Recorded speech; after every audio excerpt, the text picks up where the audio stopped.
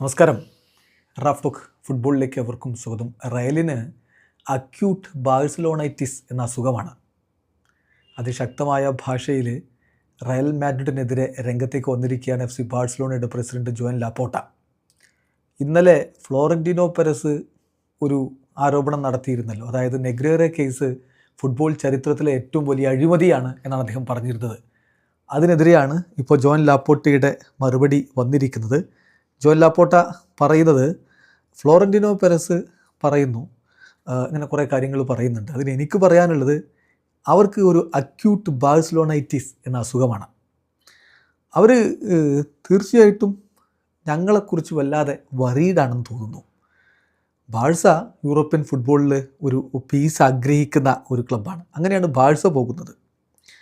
തീർച്ചയായിട്ടും Real Madrid നെഗ്രേറ കേസിനെ കുറിച്ച് പറഞ്ഞുകൊണ്ടേയിരിക്കുന്നു എന്നു പറഞ്ഞാൽ അവർ ചെയ്യുന്ന കാര്യങ്ങൾ നേരാവണ്ണം പോകുന്നില്ല.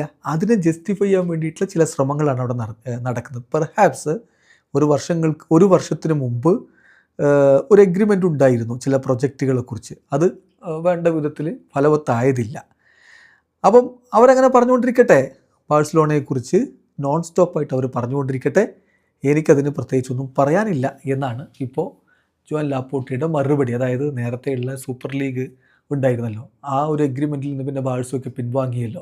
അതിൻ്റെയൊക്കെ ഭാഗമായിട്ടാണ് ഇത്തരത്തിലുള്ള അധിക്ഷേപങ്ങൾ തുടർന്നുകൊണ്ടേയിരിക്കുന്നത് റയൽ മാഡ്രിഡ് എന്നാണ് ഇപ്പോൾ ജോൻ ലാപ്പോർട്ടയുടെ വാദം. ഏതായാലും ഇന്ന് സാബി അലോൺസോ മാധ്യമങ്ങൾ കണ്ടപ്പോൾ എന്താണ് നെഗ്രേറ കേസിനെ കുറിച്ച് പറയാനുള്ളത് എന്ന് മാധ്യമങ്ങൾ വീണ്ടും ചോദിച്ചു. അപ്പോൾ അദ്ദേഹത്തിൻ്റെ മറുപടി, ഞങ്ങളുടെ ക്ലബിൻ്റെ പ്രസിഡൻറ്റ് എന്തു പറഞ്ഞു ആ പൊസിഷനോട് ഞങ്ങളൊക്കെ അംഗീകരിക്കുകയാണ്.